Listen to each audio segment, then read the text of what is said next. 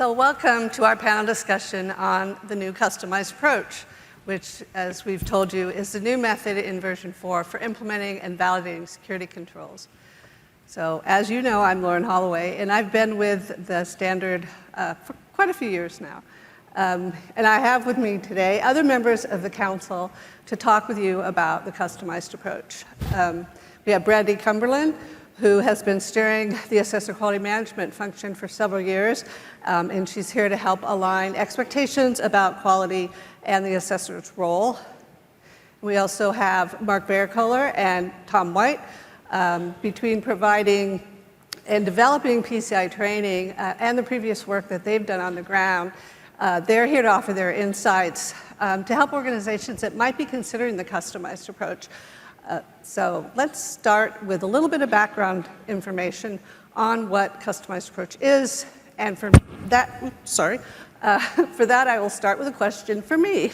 What is a customized approach and how does it fit into version 4? So there are two approaches now for implementing and validating PCI DSS requirements. There's the defined approach, which is the traditional method. It's what everybody's doing now. And you implement the security controls that are defined in the standard, and then the assessor follows the defined testing procedures to determine whether those controls are met.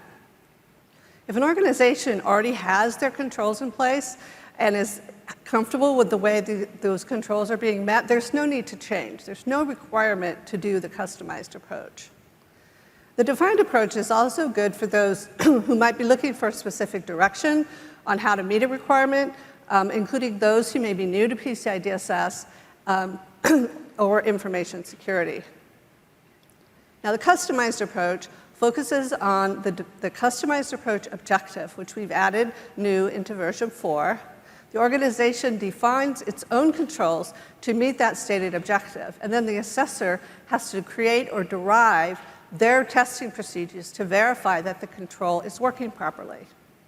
Now, the customized approach provides organizations with more flexibility so that they can maybe use new technologies or different processes that may not fit within the defined approach, pardon me, may not fit within the defined approach. And it's important to point out the customized approach is initially going to take more effort than the defined approach. So let's start with a question for Tom. Tom, what about compensating controls? Can we still use those? Ooh, yeah, that sounds a bit like a top 10 question. But yeah, compensated controls can still be used with the defined approach in a PCI DSS version 4 assessment. So Lauren said that the defined approach is like the old one that we would always do for PCI DSS version 3.2.1 and before. To use a compensated control, we've still got to have that technical or business constraint, and then an entity can build their control on top of that to mitigate the risk of not meeting the requirement that they can't meet. The assessor still documents all of that in the compensated control worksheet. So I know, Tom, a lot of people think these two sound alike, that compensating controls and customized approach, they're kind of two ways to say the same thing. Could you explain the difference between them? Yeah, so customized approach isn't about having a constraint. It's about building robust, secure controls that meet the customized approach objective, right? Now, customized approach objectives are generally broader and less prescriptive than the defined approach requirement. And again, Lauren said that nobody's being forced to do any of this. Entities can choose to follow the defined approach, or they can choose to build controls that meet the customized approach objective. The documentation is quite different. So I mentioned that an assessor still has to complete the compensating control worksheet. Well, all of the documentation that an entity and an assessor have to do for the customized approach is kind of a lot more than that. One thing, I have said that compensating controls can still be used for version 4 assessments. But, Brandy, I think you had a scenario where that's not true. Yeah, so you can't use a compensating control within the customized validation, and it goes back to what you were just talking about. If there's no constraint, then you shouldn't have a compensating control. Yeah, so those things are kind of mutually exclusive. But you can use the defined approach, perhaps with a compensating control, and the customized approach on the same requirement, to meet the same requirement, just as long as you're using those two different approaches on different systems. So maybe compensating controls on a legacy system, and then the customized approach on a newly built, robust, and secure system. So I have a question now for Mark. Since we're hopefully on the same page now about the customized approach, who decides if an organization is going to do a customized approach? Yeah, I can think of 3 organizations that might take part in that kind of decision. To begin with, the entity under assessment, of course, they are going to decide, they're going to look at the customized approach and decide, is this right for us? Because as Tom said, no one's going to force anyone to use the customized approach, and so many organizations might just continue on with the defined approach. And then also there's the assessor, because the assessor has a role in evaluating the customized control. They're going to be the ones that decide, does it meet the objective and is it effective? So that will be part of it. But then finally, the report receiving entities also could be involved with that, because of course in any manner of compliance, they have the final say in what it is that they are going to accept or not. All right, thanks for that. Mark, I'll follow up also with you on this one. What types of organizations are most likely to be suited to do a customized approach? Yeah, when I think of an organization that's well suited for the customized approach, I think of an organization that has a very mature risk management system, that they're very comfortable with creating new controls and evaluating risk. Like they're very comfortable doing risk assessments. But in addition to those skills, I think of an organization that has really taken ownership for their own compliance, right? This isn't an organization that waits around once a year for an assessor to come in and do compliance to them. This is an organization that has internalized their own responsibility for their compliance. Well, and I'll build on that. You know, PCI DSS has always been about that 24/7, 365 compliance. But if you do this approach, you're taking that to another level of responsibility. And so, you know, I would note that in addition to being risk mature, you also may want to have folks like ISAs on board, folks that can help you, you know, monitor what is going on over the course of the year, so that when the assessor comes to do compliance to you, you're ready to go.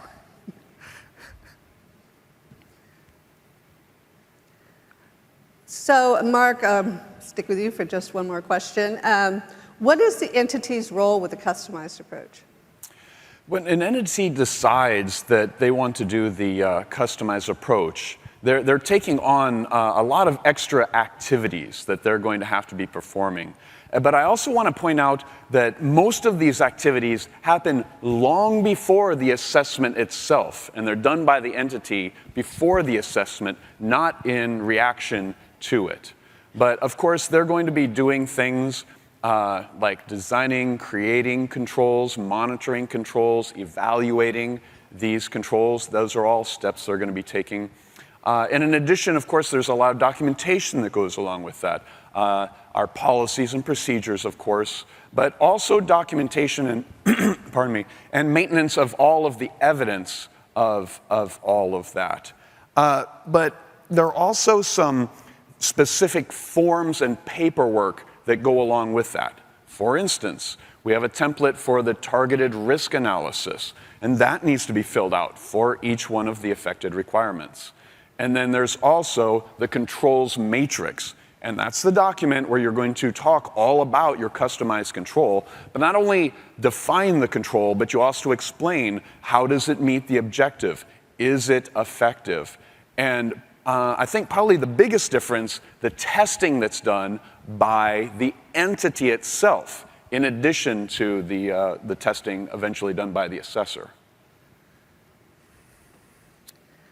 And Tom, now, can you describe what the role of the assessor is in a customized approach? Right. So I mean, obviously, the assessor has to understand the customized approach, and they have to understand how to complete the reporting templates and things. But I think that the kind of the biggest thing is that the assessor and the entity work together to kind of get a mutual understanding of this security control that's going to be used to meet the customized approach.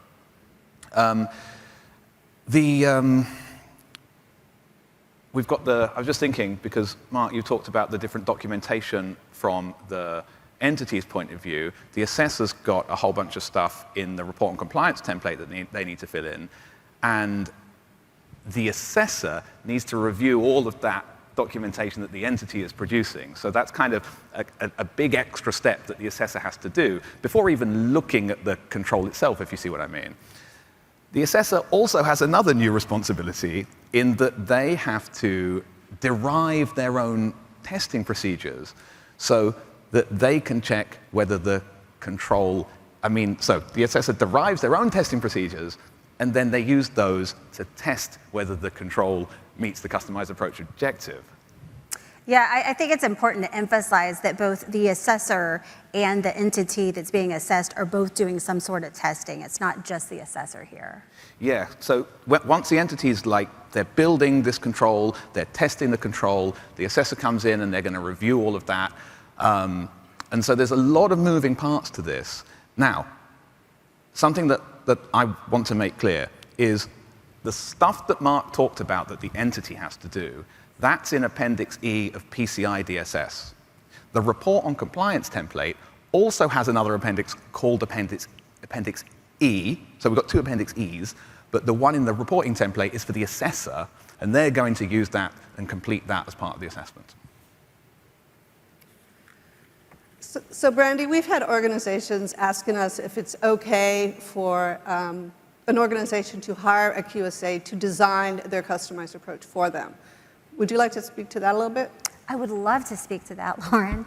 I think that's a question that goes to independence, right? And so when the QSA company and the QSA employee are qualified by PCI SSC as QSAs, they have to adhere to the QSA qualification requirements. They have to adhere to the Code of Professional Responsibility. But at the end of the day, the requirement that comes out of that is that an assessor should not be auditing their own work, right? The QSA can absolutely help design the customized approach, but what it comes down to is when it's time to go back and validate those controls, you need a different QSA to do that for you. Something else I would point out is that can you do it? Absolutely. Should you do it? I would think about that for a bit, because if you're at a point as an organization where you want to implement controls like this, but you don't feel comfortable designing it and implementing it yourself, it's going to be a challenge for you to then maintain it over the course of the year, et cetera. So Brandy, you're not saying that an organization should hire two different assessor companies to help them and do the assessment? No, not necessarily. Most QSA companies are going to have that separation of duties to make sure that you can have a QSA employee who's designing and implementing, and another QSA employee who is actually validating the controls. But what it really comes down to is it just can't be the same human being. So Mark, I have a question for you now. Do you think the customized approach is a shortcut to PCI DSS compliance? Oh, no, far from it. Because by definition, the customized approach is going to take more work and more resources. And we've already talked about how there's a lot of responsibility for making new controls and things, but also now the entity differently is not going to sit around passively and just respond to requests from the assessor for data. They're going to have to proactively create these tests and create this evidence that's going to be used. In addition, we've got all those detailed forms that we talked about that have to be filled out. So although the customized approach can allow an organization to use innovative new controls for great security, I don't think that it's going to end up being easier or less work. So, Brandy, do you think the customized approach is the right approach if an organization finds out during its assessment that they're not meeting a PCIDSS requirement? No, absolutely not. No, if you didn't hear that, don't do that. The point of this option is not to, realize reactively, oh no, we didn't meet the requirements as stated, and this is what we're going to do instead. That's not an acceptable use of this. And I guess what I would point out is what we talked about in the last session when I talked about the QSA annual QA questionnaire. We will be asking for samples of this in future questionnaires, and part of that is to monitor that the assessors are, applying it in an equitable way. And so we'll look at those. And if we see abuse of that, if we see folks doing that sort of thing, that's something that we're going to see as a quality issue. And so that could result in actions like remediation or even revocation. What I would say is, could you implement a customized approach during an assessment? Sure, maybe. But the whole point is that, based on what Mark and Tom just talked about, there's a lot of work that goes into it. So, if you wait till that point, you're really going to significantly delay your assessment. All right, thanks, Brandy. And now I have a last question for each panelist. It's the same question. What is your one recommendation for organizations that are looking at the customized approach for the first time and wondering if it might be the right approach for them? Let's start with you, Brandy. Yeah, I think folks really need to just understand the roles and responsibilities of the entity versus the QSA and plan accordingly. And Tom? Yeah. Well, we've been talking a bit about this, and I just listening to our answers, I don't want people to think that the customized approach isn't cool. Like, it's new and it's cool. I feel like we might have just been a bit like, well, don't do it here, don't do that. Well, sure, but that means it's appropriate for some people and not for others. Like, Absolutely. my kid says stuff like, wow, that's cringe, and I sound really dumb saying that on stage. Yeah. But anyway, right. Yeah, and it's new, right? So it's cool, but it's new, and that means that we at the council, we're expecting to get feedback and have dialogue about this to see how it's being used out there. So we're kind of ready to respond, because I like to think that we are the community, and I'm pretty sure that we've all probably got something to offer.